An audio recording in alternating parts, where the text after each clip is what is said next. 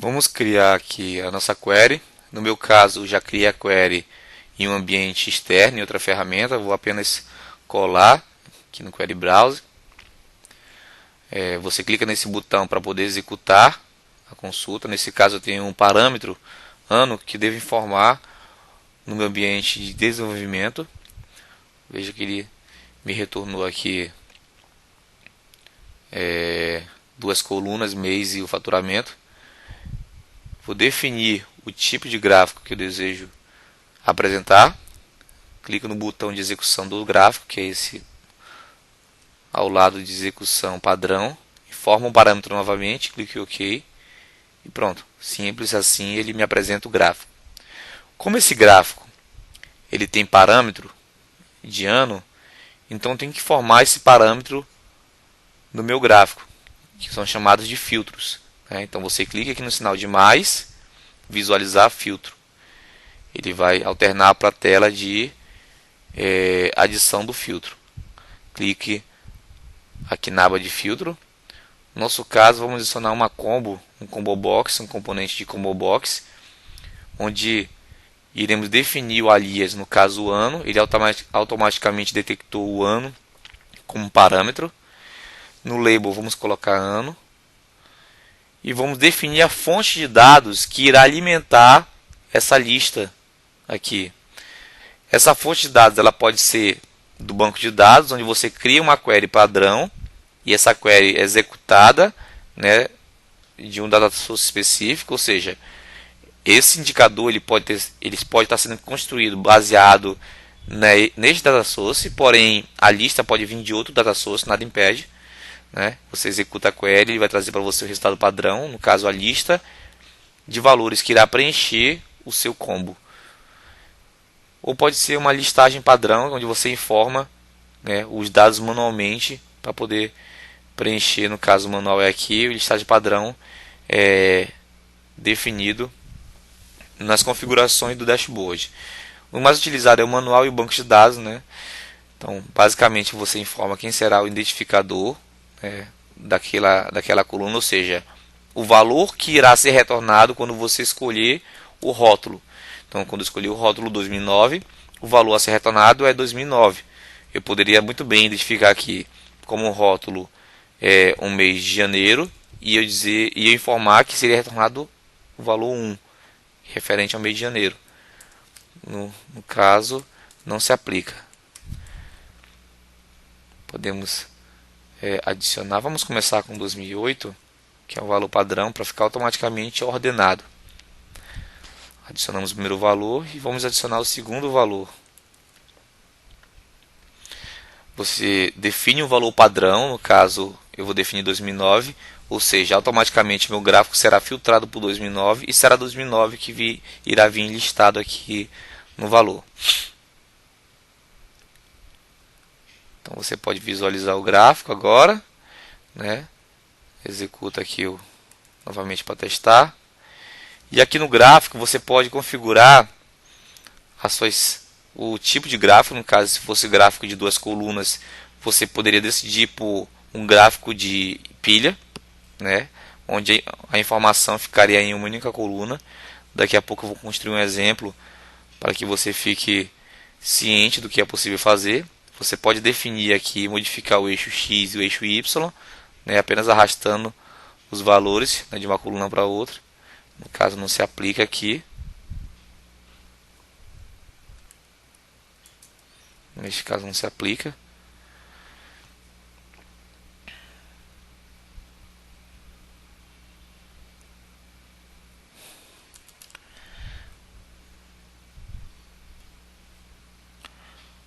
Um pequeno erro aqui na execução do gráfico. Pronto.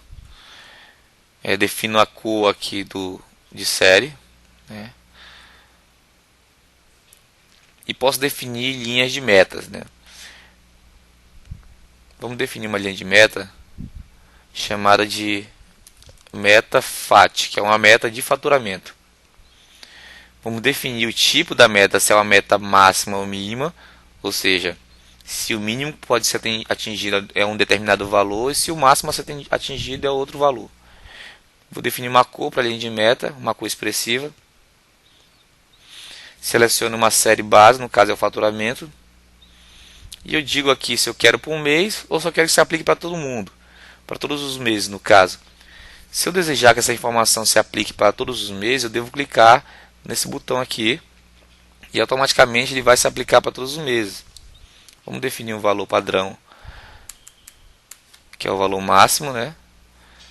Então aqui no caso a meta ficou maior porque eu defini um zero a mais. Vamos colocar aqui um zero a menos. Pronto. Posso até definir aqui um valor para se diferenciar mais ainda, né? Vamos colocar aqui 4,3. Pronto. No caso esse valor é o 4,9, então vamos colocar aqui 4,9 para mostrar que o único mês atingiu a meta. Pronto.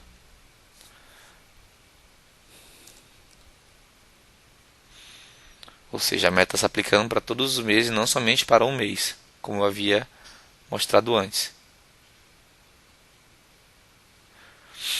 Coloco uma descrição para essa meta. Então, meta de faturamento mensal. E uma ação onde a pessoa que vai estar monitorando essa meta deve tomar. No caso, informar o gestor. Né? E eu vou configurar o tipo de alerta para esta meta, que pode ser tanto um e-mail ou SMS. Vai lembrar que todos os usuários que estiverem relacionados à categoria deste indicador e tiver esse indicador no seu dashboard irão receber o SMS ou o e-mail, dependendo do tipo de alerta que eu decidir. No caso aqui eu vou colocar nenhum. Eu tenho aqui um cache, eu ativo o cache, digo para ele qual o tempo que eu quero que ele seja atualizado.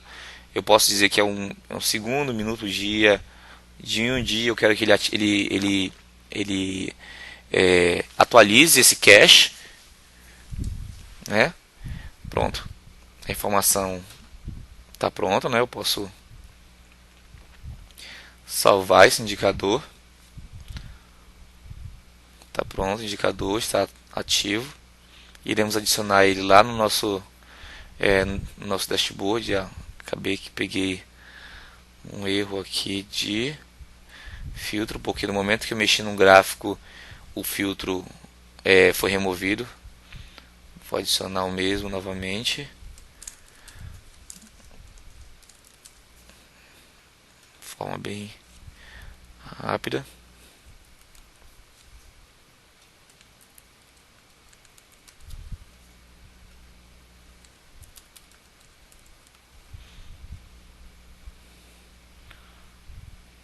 Pronto. Fecho. E posso ir lá no módulo de View agora e adicionar aquele indicador que eu acabei de criar. No caso eu não tenho nenhum dashboard. Vou criar um novo dashboard chamado financeiro. E vou adicionar aquele indicador criado. Né? Clico aqui para adicionar e clico aqui para fechar. Pronto. O que percebemos é que nosso indicador está com o topo de outra cor. Por quê? Porque ele atingiu uma meta. A partir do momento que ele atinge a meta, ele se destaca entre os outros indicadores. Então, se eu voltar aqui para o ano de 2008 e filtrar, ele muda de cor porque esse ano de 2008 eu não bati a meta. Né? Bem simples, né, de ser trabalhado. Veja que mudou de cor automaticamente. Então é isso.